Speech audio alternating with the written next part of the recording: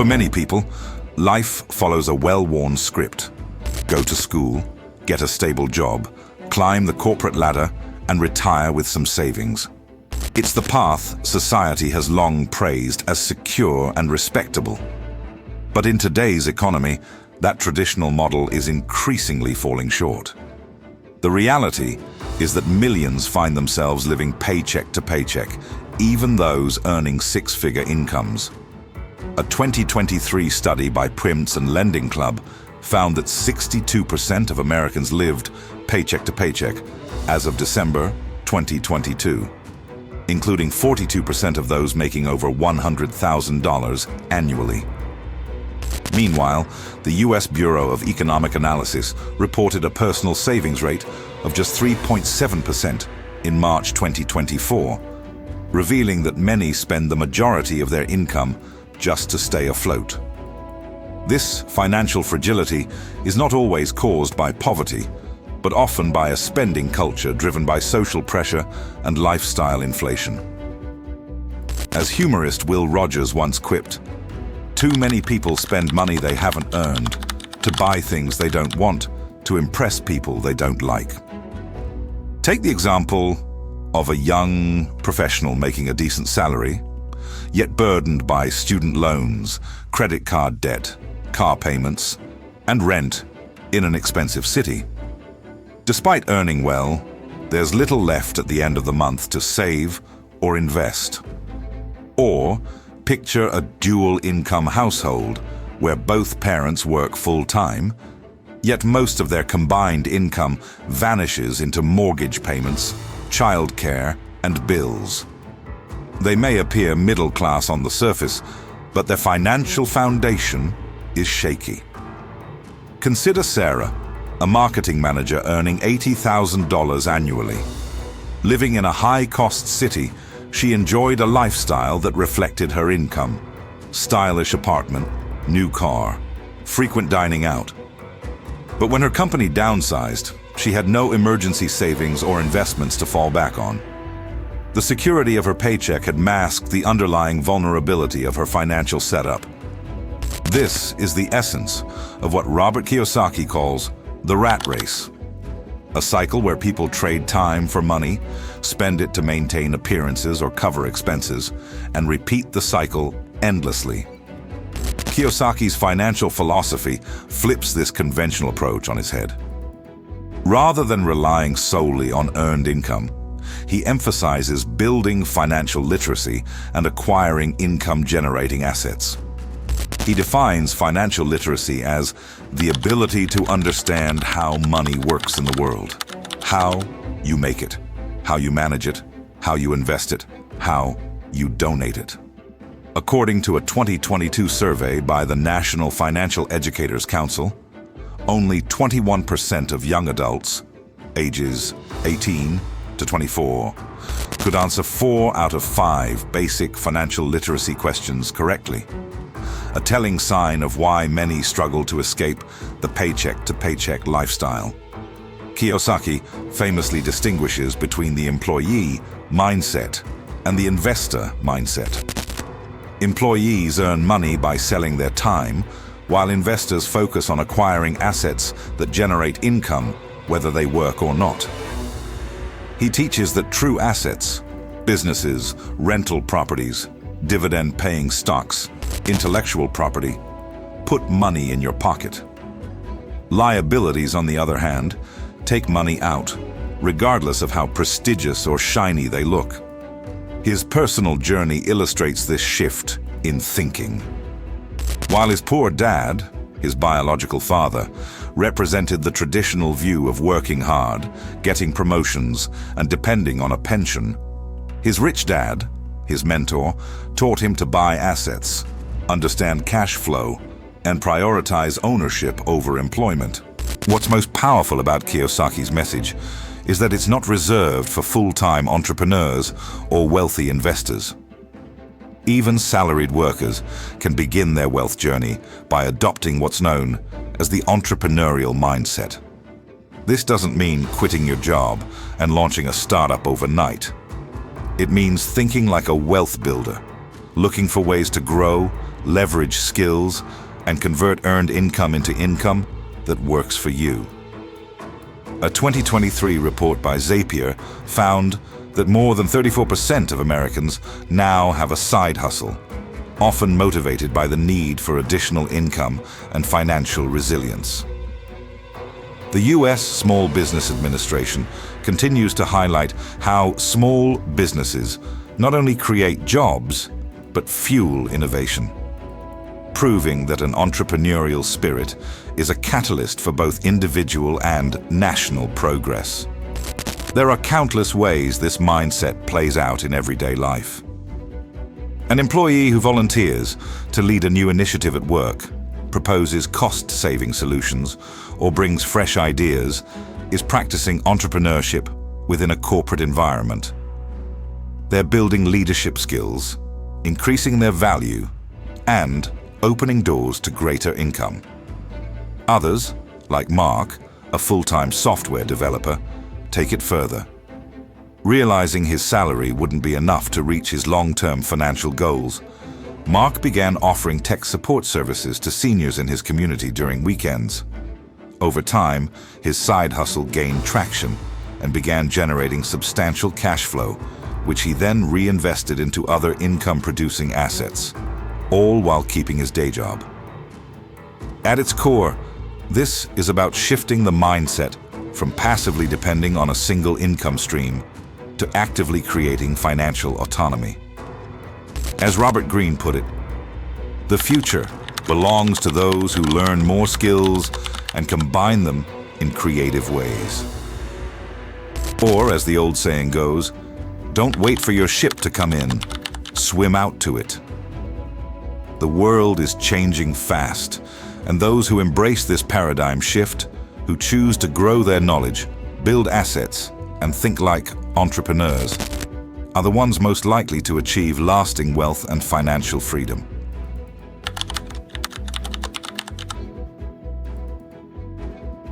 Before anyone can build wealth, the very first step is mastering cash flow, knowing exactly where your money goes and how to direct it with intention.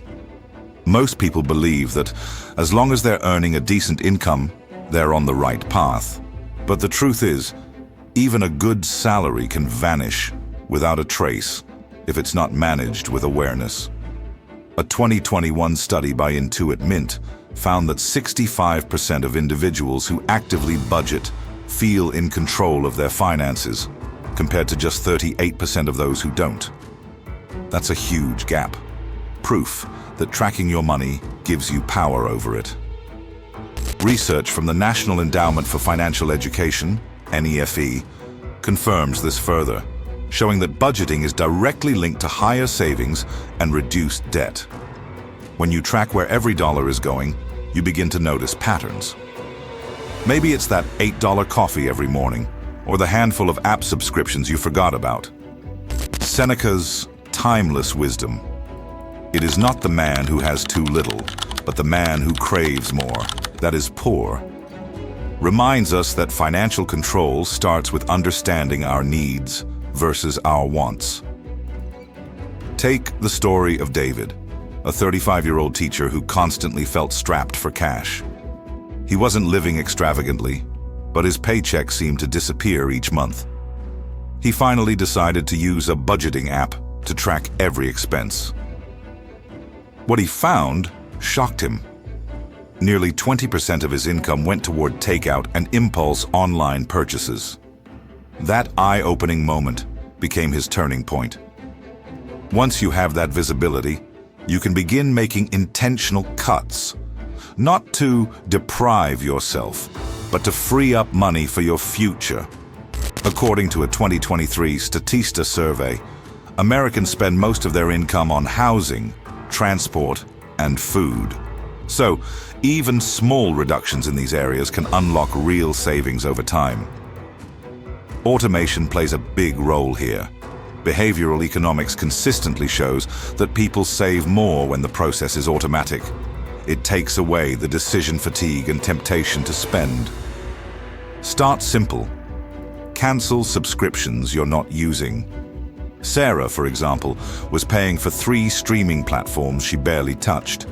By cutting 2, she saved $45 a month instantly. Then there's Mark, who started biking to work 3 days a week, shaving $80 off his monthly gas and parking expenses. Or Lisa, who began meal prepping every Sunday. She not only saved $50 a week, but also found herself eating healthier.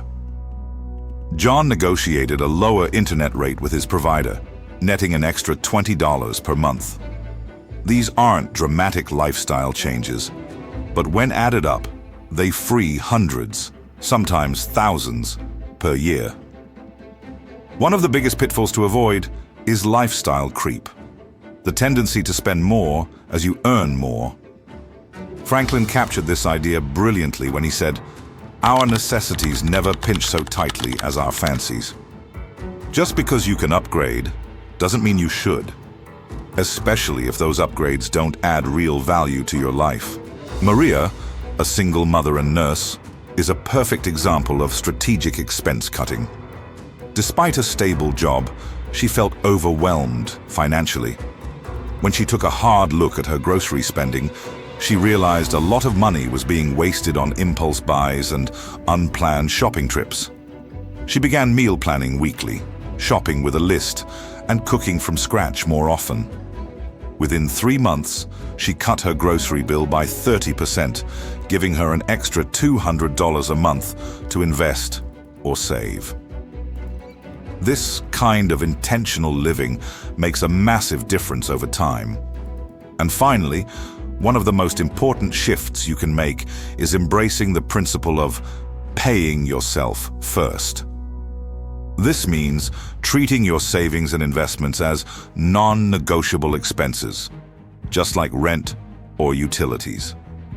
Instead of saving what's left after spending, you flip the script and spend what's left after saving. Warren Buffett nailed it when he said, "Do not save what is left after spending, but spend what is left after saving." Automatically transferring a set percentage of your paycheck, say 10% to 15%, to a savings or investment account the moment you're paid, turns wealth building into a habit, not a hope. Many employers offer 401k or retirement plans with payroll deductions, making it even easier to automate your savings before it hits your checking account. Take Ben's story. Right after landing his first job, he decided to save 10% of every paycheck in a low-cost index fund. It didn't feel like much at first, but thanks to consistency and compounding, that small habit turned into a sizable investment portfolio over time. Saving isn't just about stashing money away. It's about creating freedom and building a cushion that can fund opportunities, handle emergencies, and eventually support the lifestyle you dream about. In the end, mastering your cash flow is about reclaiming control. When you track, cut strategically, and save automatically, you build the solid foundation every lasting fortune stands on.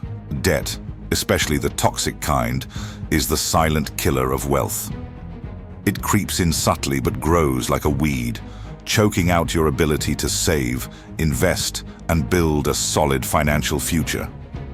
High-interest debt, particularly from credit cards and payday loans, is among the most damaging forms. As of late 2024 and early 2025, the average credit card interest rate in the US is hovering between 20 to 25%, which means that even small balances can balloon over time. According to the Federal Reserve, credit card debt in the US has surpassed $1 trillion, a staggering figure that underscores just how common and crippling this issue has become. The real danger isn't just in the numbers, it's in the emotional and mental toll. Research shows that people burdened with high levels of debt often suffer from chronic stress and anxiety, leading to poor financial decisions and a cycle that's hard to break. H.R. Wakefield once said, "Interest never sleeps, nor sickens, nor dies, a chilling reminder that debt doesn't rest, even when you do." It keeps accumulating day and night, taking more than just your money. It takes your peace of mind. Take Emily, for example. She had racked up $8,000 in credit card debt at a punishing 22% interest rate. Despite making her minimum payments each month, the balance barely budged. Her paycheck, instead of fueling her dreams, went straight to the credit card companies. Home ownership, investing, even a modest vacation, all delayed indefinitely. Debt, in her case, wasn't just a number. It was a thief stealing her future. And she's not alone. Imagine someone carrying a $5,000 balance with a 20% interest rate. If they only make the minimum monthly payment, typically 2 to 3% of the balance, it could take them over 2 decades to pay it off, with more than $6,000 lost in interest. Or consider a young graduate with $30,000 in student loans at 6%. Over a 10-year repayment term, that's nearly $10,000 in interest, money that could have gone toward buying a home, starting a business, or investing in stocks. But debt isn't a life sentence. It's a challenge that can be overcome with strategy and discipline. 2 powerful methods stand out: the snowball method and the avalanche method. The snowball method focuses on paying off the smallest debts first. These quick wins give you psychological momentum, helping you stay motivated. Let's say you have 3 debts: a $500 credit card, a $2,000 personal loan, and a $5,000 car loan. With the snowball strategy, you knock out the $500 balance first, then roll that payment into tackling the next largest debt, and so on. It's a psychological game changer. The avalanche method, on the other hand, is all about maximizing savings. You prioritize the debts with the highest interest rates first, regardless of balance. So if your credit card has a 25% rate, a personal loan 10%, and a car loan 5%, the avalanche strategy goes after the credit card first. It may take longer to get your first win, but it saves you the most money over time. As Benjamin Franklin wisely said, "By failing to prepare, you are preparing to fail." Having a plan of attack is half the battle won. There are other smart tools in the debt-slaying arsenal. Balance transfers, for instance, allow you to move high-interest credit card debt to a new card offering a 0% introductory APR. This gives you a breathing window to pay off the principal without the interest hammer hanging overhead. Debt consolidation is another path, taking out a lower interest loan to pay off multiple high-interest debts, simplifying your payments, and potentially reducing your interest burden. And sometimes, just picking up the phone can help.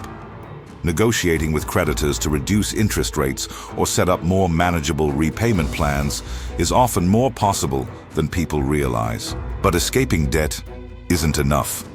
You have to avoid falling back into the trap. That starts with knowing the difference between good debt and bad debt. Bad debt includes anything high interest tied to a depreciating asset. Credit card splurges, payday loans, or financing luxury items that lose value quickly. These kinds of debt drain your future while offering nothing in return. On the flip side, good debt is strategic. It's the kind of borrowing that has the potential to grow your wealth. Mortgages on appreciating properties, business loans for ventures with real profit potential, or student loans tied to high-income careers can be worthwhile if managed responsibly. But even so-called good debt becomes bad if the terms are unfavorable or the repayments unsustainable. Smart borrowing starts with careful assessment. Ask yourself, is this debt necessary? Does it align with your long-term goals? Can you comfortably afford the monthly payments without compromising your savings or basic needs? Always read the fine print, interest rates, fees, penalties. they matter. And whenever possible, consider alternatives. Sometimes, waiting, saving, and paying cash can be the most empowering financial move. As Thomas Jefferson warned, never spend your money before you have earned it. Living within your means may not be flashy, but it's the bedrock of financial freedom. Real-world examples drive this home. Taking out a high-interest loan to buy the newest gadget? That's bad debt, pure and simple. But taking a calculated mortgage on a property in a growing neighborhood after thorough research and budgeting might be a stepping stone to wealth. Even then, it must be done cautiously. A home loan is only good if it fits your income and goals. Consider a smarter choice, like buying a reliable used car with cash or a modest loan instead of going into heavy debt for a luxury vehicle. The saved money can be invested, turning frugality today into fortune tomorrow.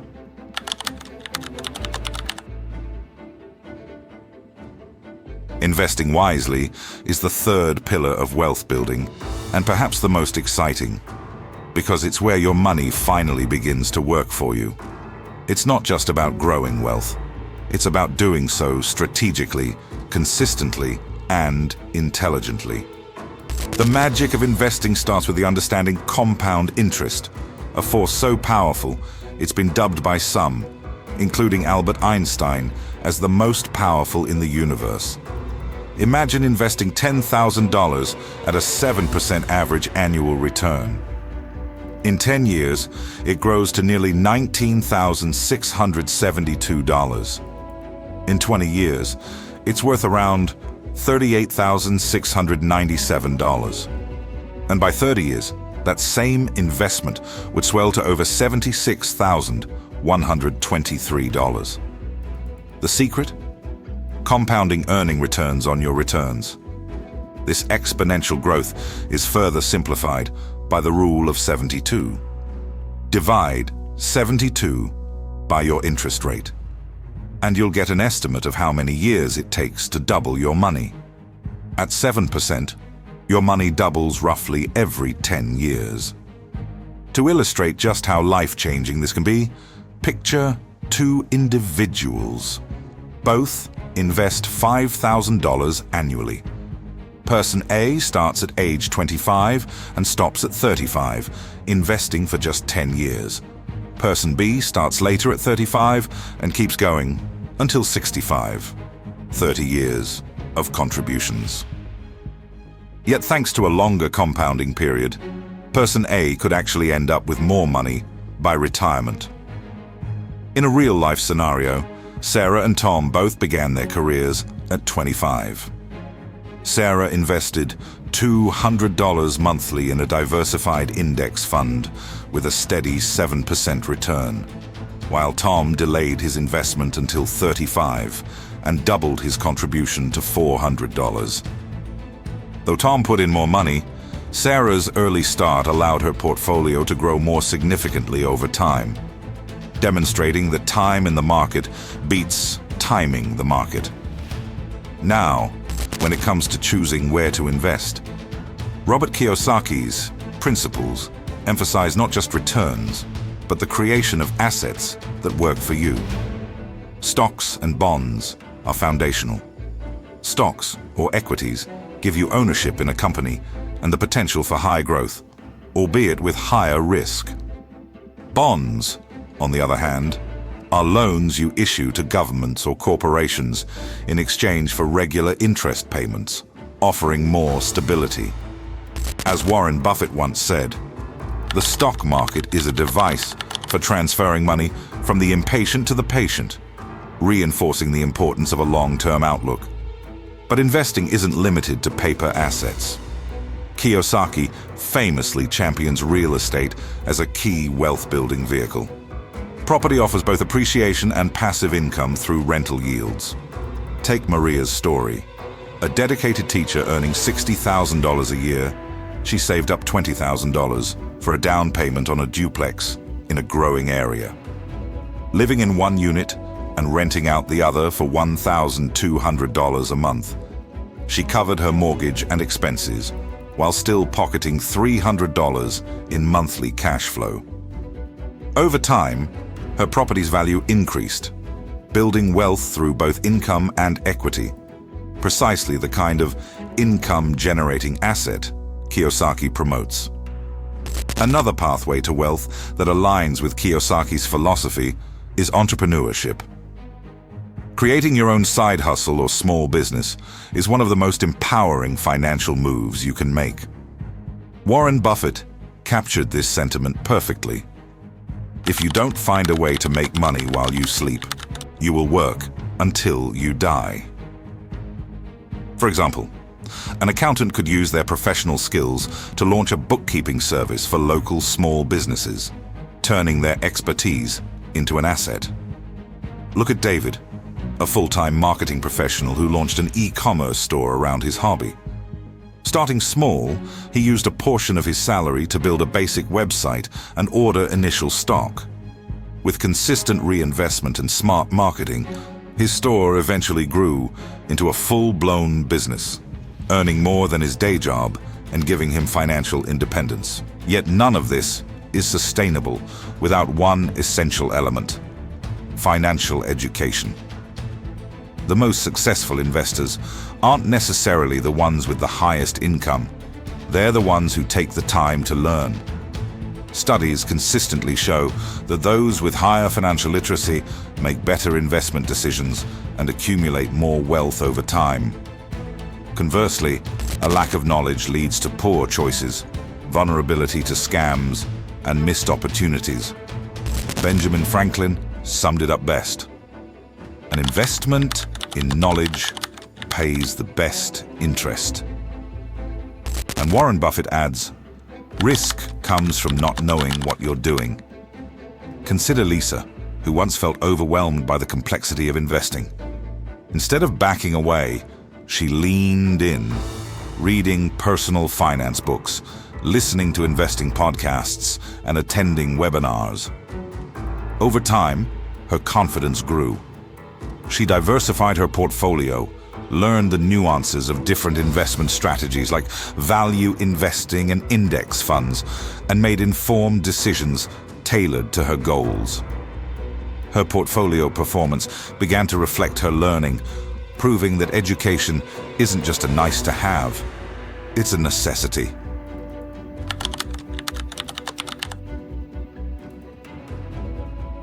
For many people, life follows a predictable script. Go to school, get a stable job, and work hard until retirement.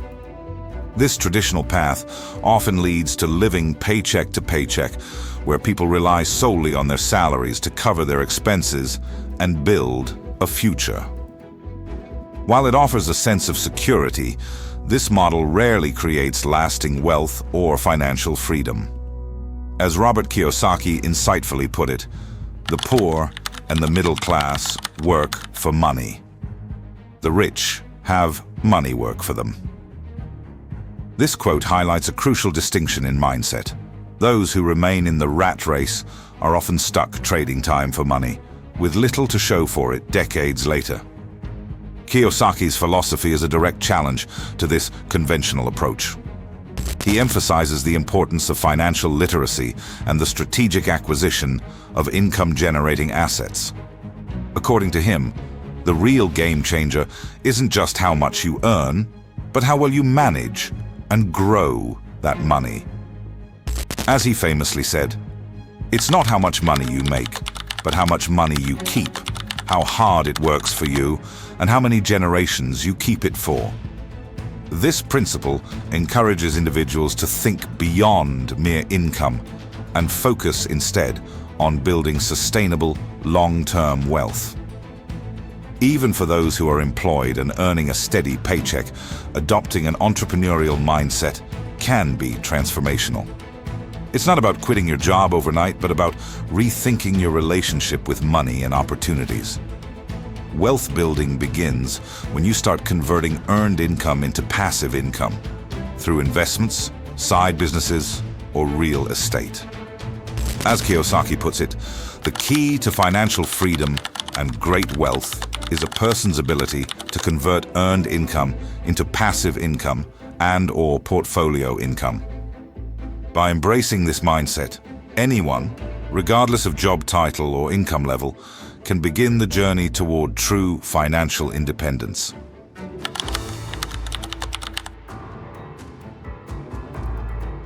Building wealth isn't just about earning more.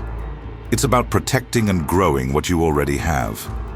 True financial freedom, and more importantly, generational wealth, comes from having the foresight to shield your assets and the wisdom to plan for the future. It begins with something that's often overlooked in wealth discussions: insurance. Think of it as a financial seatbelt, something you hope never to need, but absolutely vital when life hits unexpectedly. According to the Insurance Information Institute, the average property damage claim in 2023 exceeded $13,000. That's not a small setback. For many families, that's years of hard-earned savings gone in a flash, unless they're insured. Health insurance, too, acts as a fortress around your finances. The Kaiser Family Foundation reported that the average annual premium for family health coverage topped $22,000 in 2022. Without insurance, a serious illness or accident could lead to financial devastation.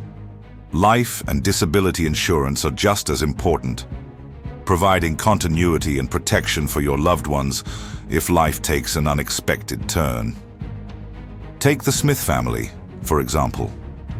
After saving diligently for years and finally settling into their new home, they were hit by a brutal storm that tore through their roof. The repairs totaled $15,000. But instead of draining their savings or going into debt, they were able to recover because their comprehensive homeowner's insurance policy absorbed most of the cost.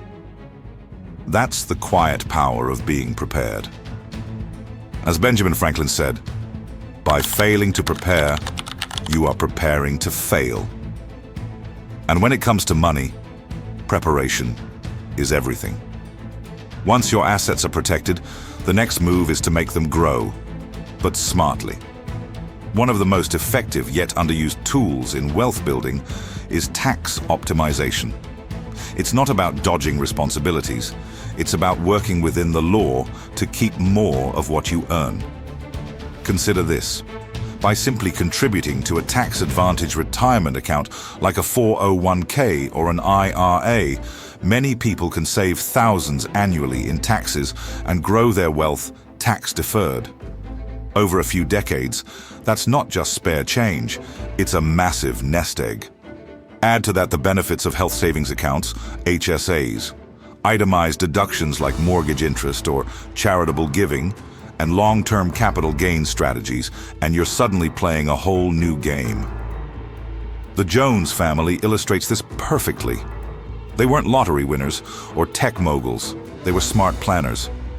Every year, they maxed out their 401k contributions, contributed to an HSA, and worked closely with a tax advisor to take advantage of all available credits and deductions. While others struggled with yearly tax shocks, the Joneses reinvested their savings, watched their investments compound, and built a cushion of financial security that kept getting thicker. But wealth means little if it vanishes with the next generation. That's why long-term planning and wealth transfer strategies are essential. It's about leaving behind not just money, but stability, values, and opportunity. Studies consistently show that people with a comprehensive financial plan are more likely to hit their goals, whether it's a peaceful retirement or providing a strong foundation for their children. Estate planning, in particular, is a game changer. A simple will can provide clarity and reduce conflict. Trusts can be used to minimize taxes, control how and when money is distributed, and provide for unique family needs. Mr. and Mrs. Chen understood this deeply. After decades of building a thriving business, they looked ahead, not just at their retirement, but at their family's future. They created trusts for their kids and grandchildren, which not only protected the family's wealth from unnecessary taxation, but also ensured the money would be used wisely and in line with their values. More importantly, they sat down with their family to share their financial philosophies, lessons in hard work, education, and disciplined investing, passing on a legacy far richer than money alone. As the proverb goes, the best time to plant a tree was 20 years ago. The second best time is now. Whether it's getting insured, planning your taxes, or setting up a family trust, these are not just financial decisions. They're acts of love, foresight, and legacy building. Because in the end, wealth isn't about what you keep. It's about what you protect, grow, and pass on.